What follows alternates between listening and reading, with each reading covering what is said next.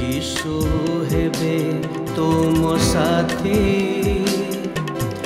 दूर हेब भय भ्रांति से तो जगतर ज्योति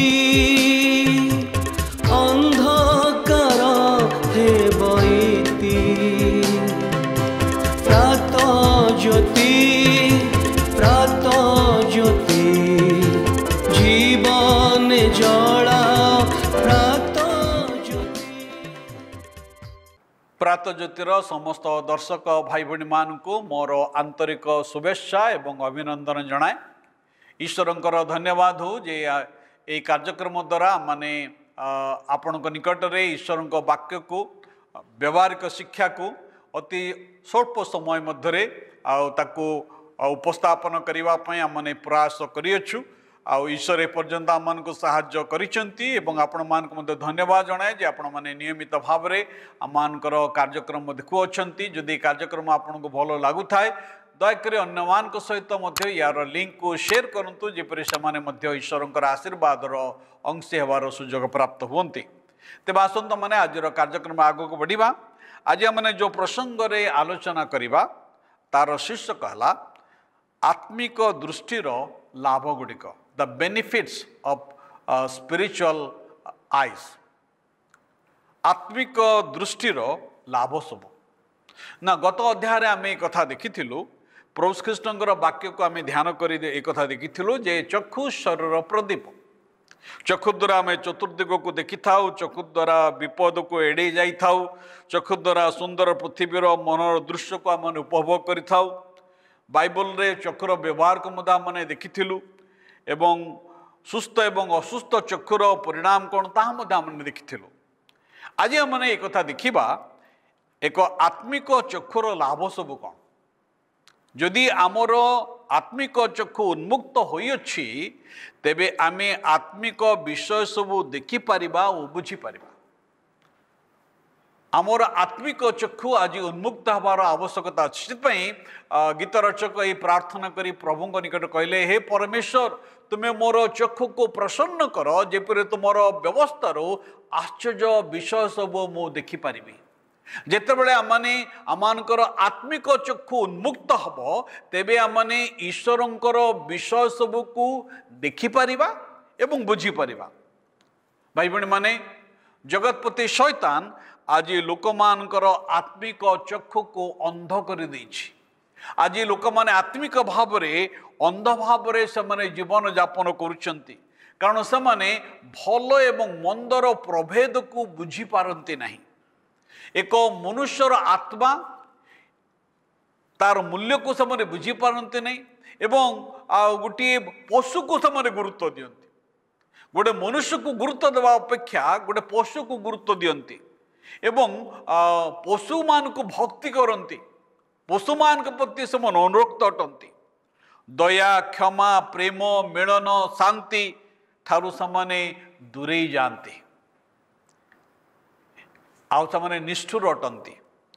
अशांति गंडगोल दंगा हंगामा करने को से पसंद करि थांती कारण सेमानकर आत्मिक चक्षु अंध ही अच्छी।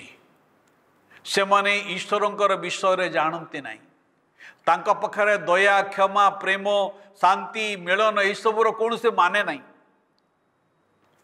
से माने अंध एवं आउ जन अंध को से माने पथ कड़े नियंती आउ दुई खाल रे पड़ती। ईश्वर वाक्य बाइबल लिखा अच्छी जे जड़े अंध जो आउ गोटे अंध को कढ़े निए आउ से दुई खाल रे पड़ती। मनुष्यर परंपरा मनुष्यर रीतिनीति को से बेसी प्राधान्य दियंती। प्रेम दया क्षमा ठारू आउ से अन्य विषय को बेसी प्राधान्य दियंती।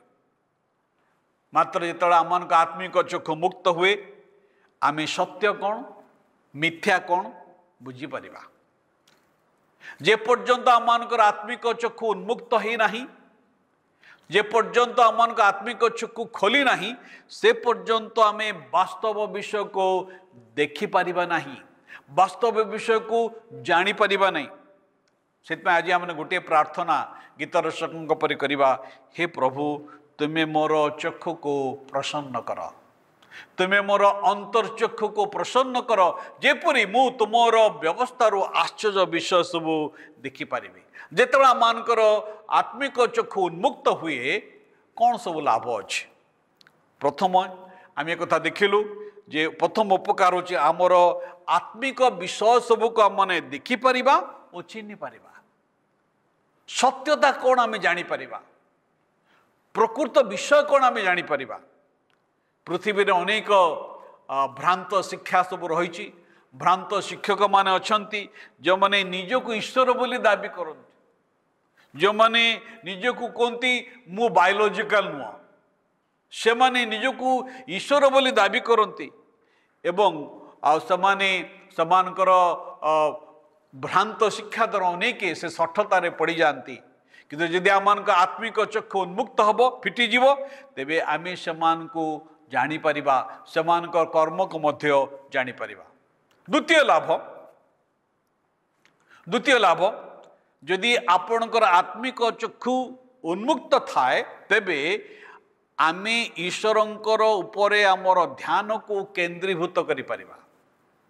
जदि आपणकर आत्मिक चक्षु नहीं ताले गोटे दृष्टिहीन व्यक्ति निमंते अंधकार जेपरी आलो मध्य सेपरी ता निमंते अंधकार एवं आलोर कौन से माने नहीं ठीक से परी आत्मिक भाव में अंध व्यक्तिर जीवन रे जेतेबेले से तार आत्मिक चक्षु उन्मुक्त हुए से समय तार ध्यान से परमेश्वर परे केंद्रीभूत करे। से इब्री पुस्तकर लेखक 12 अध्याय 2 पदरे कथा कहती आममानकर विश्वासर नेता और सिद्धिदाता जीशुंको परे आम्भमानकर चक्षु को स्थिर रखिबा कारण आम जो विषय आमर चिंता आमर ध्यान आमर भावना आमर आवेग आमर विश्वास को केंद्रीभूत करिथाउ ता आम जीवन को गठन करिथाए। जदि आपणकर चक्षु आत्मिक भाव में मुक्त अटे आपण क्षणस्थायी विषय उपरे आपणकर ध्यान को केंद्रीभूत करिवे नहीं।